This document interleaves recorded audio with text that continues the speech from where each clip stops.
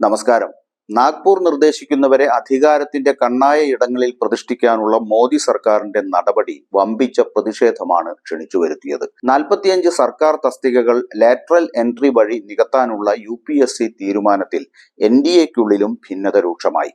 കേന്ദ്ര നീക്കത്തെ JDUവും LJPയും എതിർത്തു. അതേസമയം TDP തീരുമാനത്തിന് പിന്തുണയുമായി രംഗത്തെത്തി. പ്രതിപക്ഷത്തിന് സർക്കാരിനെ ആക്രമിക്കാനുള്ള വിഷയം താലത്തിൽ വെച്ച് കൊടുക്കുന്നതിന് തുല്യമാണ് ഈ നീക്കമെന്ന് JDU ദേശീയ വക്താവ് KC ത്യാഗി ഭയപ്പെട്ടു. ക്വാട്ട നിർത്താൻ സർക്കാരുകളോട് നിരന്തരം ആവശ്യപ്പെടുന്ന ഒരു പാർട്ടിയാണ് ഞങ്ങളുടേത്. ഞങ്ങൾ റാം മനോഹർ ലോഹ്യയുടെ അനുയായികളാണ്. നൂറ്റാണ്ടുകളായി ആളുകൾ സാമൂഹികമായി പിന്നാക്കാവസ്ഥയിലാണ്.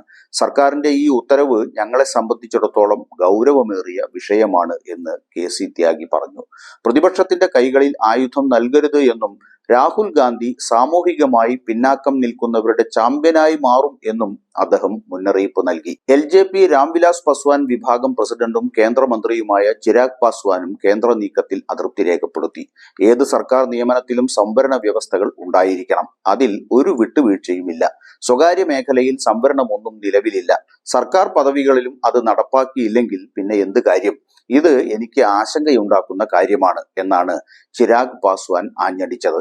മന്ത്രിസഭാംഗമെന്ന നിലയിൽ വിഷയം ഉന്നയിക്കാൻ തനിക്ക് വേദിയുണ്ടെന്നും താൻ അത് ഉന്നയിക്കുമെന്നും അദ്ദേഹം പറഞ്ഞു. തന്റെ പാർട്ടി ഇത്തരമൊരു നടപടിയെ പിന്തുണയ്ക്കുന്നില്ല എന്നും ചിരാഗ് വ്യക്തമാക്കി. സംവരണമില്ലാത്ത ലാറ്ററൽ എൻട്രിയെ എതിർക്കുമെന്ന് LJP വക്താവ് AK വാജ്പേയിയും പറഞ്ഞു. ഇത് ഭരണഘടനാപരമായ ഉത്തരവിന് എതിരാണ്. തങ്ങൾ NDAയുടെ ഭാഗമായതിനാൽ സർക്കാർ തീരുമാനം പുനഃപരിശോധിക്കുമെന്ന് അഭ്യർത്ഥിക്കുന്നു. ഉചിതമായ സമയത്ത് തങ്ങൾ ഈ വിഷയത്തിൽ ഉചിതമായ നടപടികൾ കൈക്കൊള്ളും എന്നും അദ്ദേഹം പറഞ്ഞു. അതേസമയം ആന്ധ്രാപ്രദേശ് മന്ത്രിയും TDP ദേശീയ ജനറൽ സെക്രട്ടറിയുമായ നാരാ ലോകേഷ് നീക്കത്തെ പിന്തുണച്ചു. പല സർക്കാർ വകുപ്പുകൾക്കും വൈദഗ്ധ്യം ആവശ്യമാണ്. സ്വകാര്യ മേഖലയിൽ നിന്ന് സർക്കാരിലേക്ക് ലാറ്ററൽ എൻട്രി കൊണ്ടുവരുന്നതിൽ ഞങ്ങൾക്ക് സന്തോഷമുണ്ട്. കേന്ദ്ര സർക്കാരിന്റെ ഈ നീക്കത്തെ ഞങ്ങൾ പിന്തുണയ്ക്കുന്നു.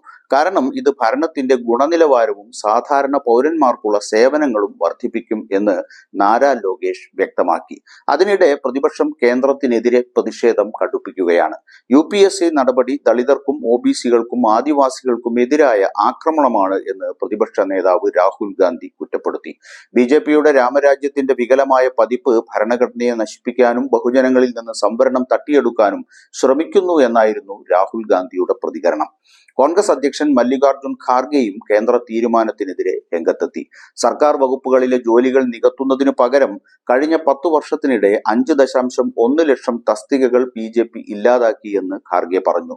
പൊതുമേഖലാ സ്ഥാപനങ്ങളിലെ ഇന്ത്യൻ സർക്കാരിന്റെ ഓഹരികൾ മാത്രം അവർ വിറ്റഴിച്ചു.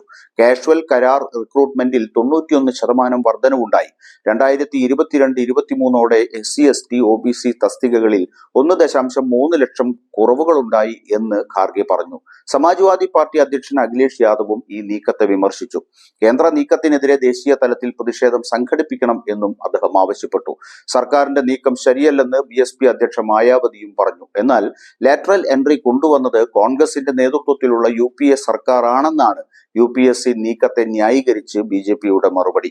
ജാതി സെൻസസ് ഉൾപ്പെടെ വിഷയങ്ങൾ സജീവ ചർച്ചയായി പ്രതിപക്ഷം ഉയർത്തുന്ന ഘട്ടത്തിൽ അവർക്ക് വീണ് കിട്ടിയ ഒരു വടിയാണ് ലാറ്ററൽ എൻട്രി നിയമന വിവാദം. ഇത് ഇന്ത്യൻ രാഷ്ട്രീയത്തെ എപ്രകാരം ബാധിക്കുമെന്ന് കാത്തിരുന്നു കാണാം.